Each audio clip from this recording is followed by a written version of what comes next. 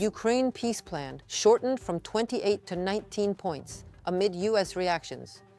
China talks peace, but still backs Russia in Ukraine conflict. Ukrainian strikes hit Russian strategic sites, bars drones and Neptune missiles in action. The infamous Witkoff-Dmitriev traitors plan is officially off the table. After negotiations in Switzerland, Trump's team cut their peace plan down to 19 points. Sources didn't go into detail about which points were removed. Financial Times reports some of the proposals were thrown out completely, others rewritten. And as presidential advisor Oleksandr Bevs noted, every single comment from the Ukrainian side received a response. President Trump has already met with Senator Rubio to go over the outcome. According to Sky News, the talks were highly productive.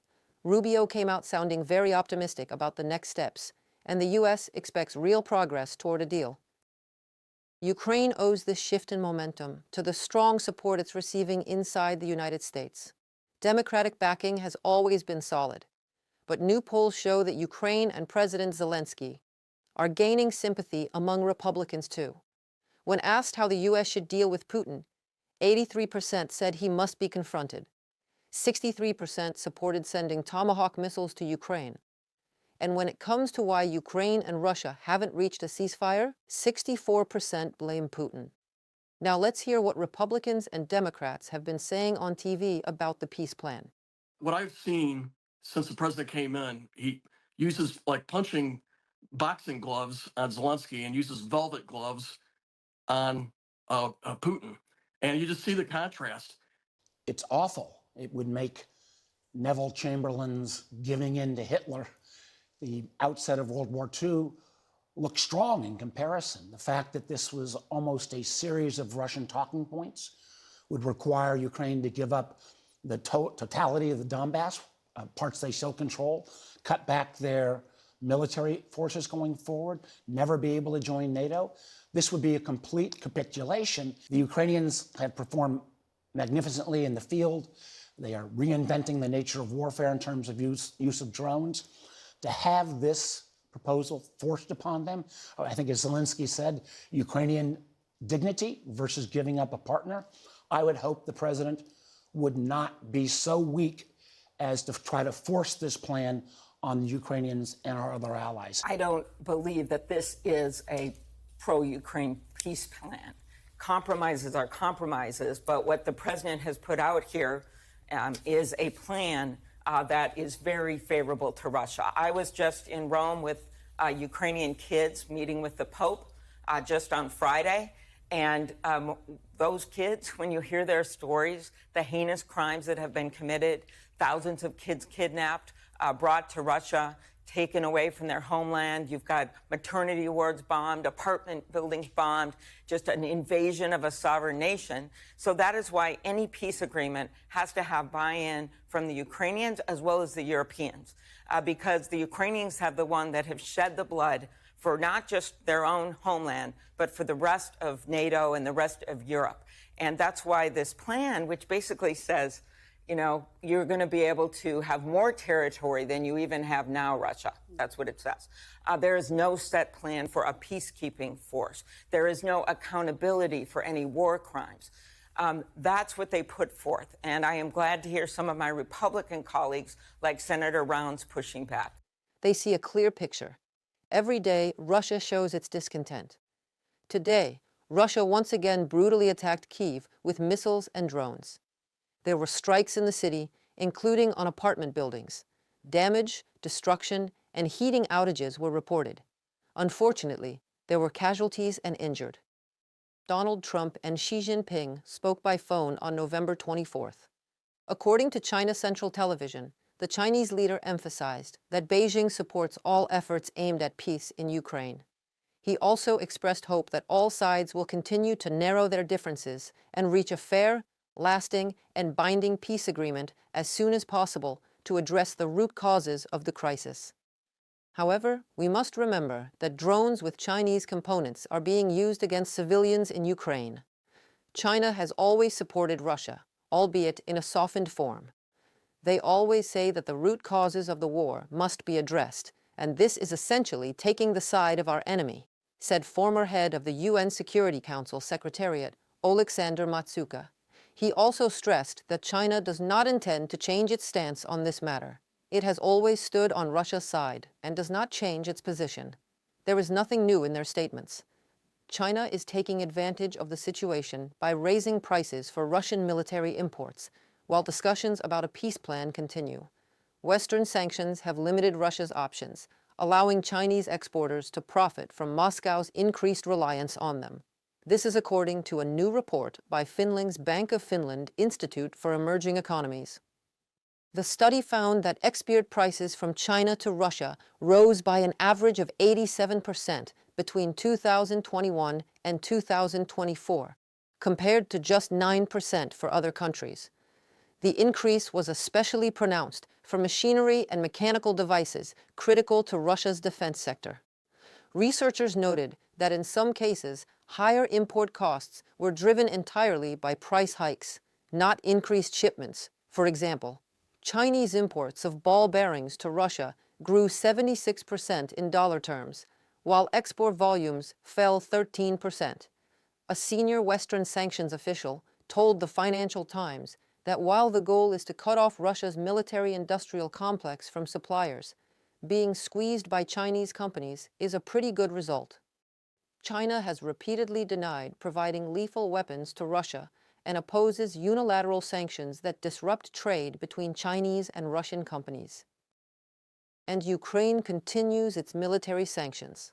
On the night of November 25th, Ukrainian forces launched a series of precision strikes on key Russian targets, the Ukrainian General Staff reported.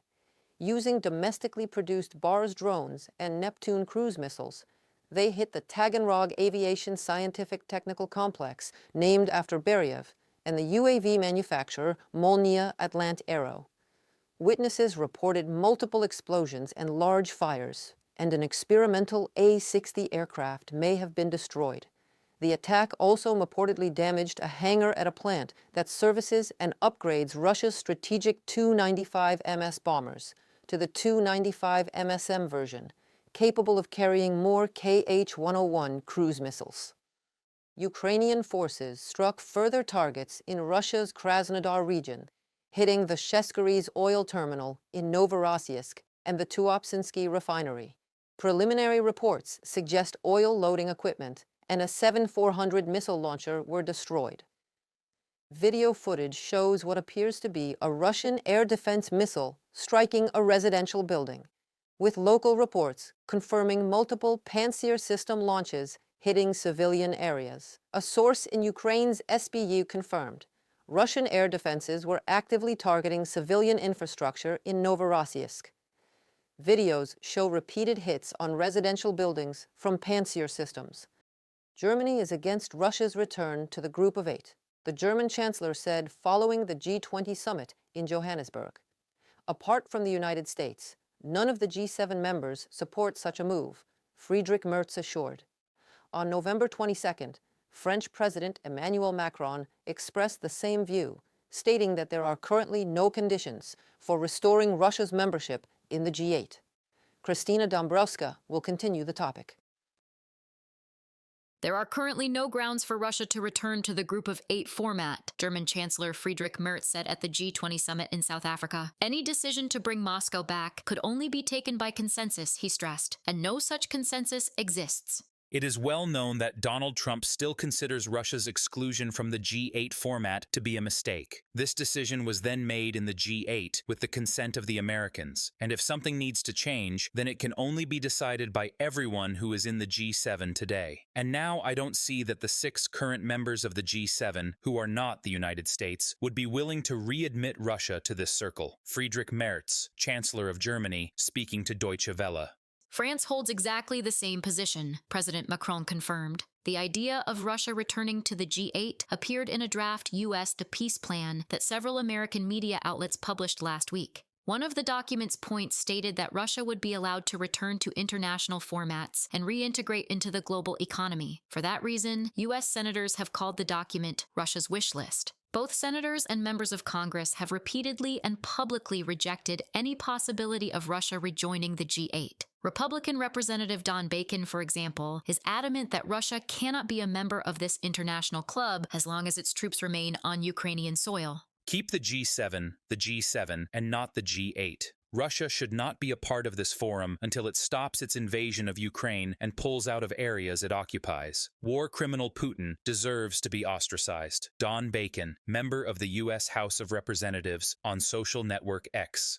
Russia was expelled from the G8 in June 2014 in response to the annexation of Crimea. The current G7 members are the United States, Germany, France, the United Kingdom, Italy, Canada, and Japan. The aggressor country must remain isolated even after the end of its war against Ukraine, Swedish Prime Minister Ulf Kristersson said. In his view, allies should first and foremost step up deterrence and restrict the operations of the Russian submarine fleet in the Baltic Sea. We have never had greater control over the Baltic Sea, and of course that irritates Russia. It is our sea. I am firmly convinced that Sweden, Estonia, and the other EU countries must prepare for long-term isolation of Russia. It will not end with this war. According to the Finnish news outlet Yle, Finnish Prime Minister Petteri Orpo has invited the leaders of 7 European countries, Poland, Estonia, Latvia, Lithuania, Sweden, Bulgaria, and Romania, to the inaugural Eastern Flank Summit in Helsinki on the 16th of December. The meeting will focus on security threats in Europe. A press release from the Finnish government states that this new format offers an excellent opportunity for countries bordering Russia and Belarus to strengthen defense and border cooperation. We, Russia's neighbors, face common security challenges. Recently, there has been an increase in hybrid operations, cyber attacks, and airspace violations. Europe's defense must continue to be strengthened on the border with Russia. Petteri Orpo, Prime Minister of Finland, from the publication by Yle. The prime ministers of Norway and Finland both regard Russia as the #1 threat to the security of the Nordic region. The war against Ukraine and Russia's reckless behavior in the Baltic Sea area have turned the region into a hotspot, the Finnish prime minister said. Reported by Kristina Dombrovska, UATV News. Stay with us to know more and to know it first. See you in the next episode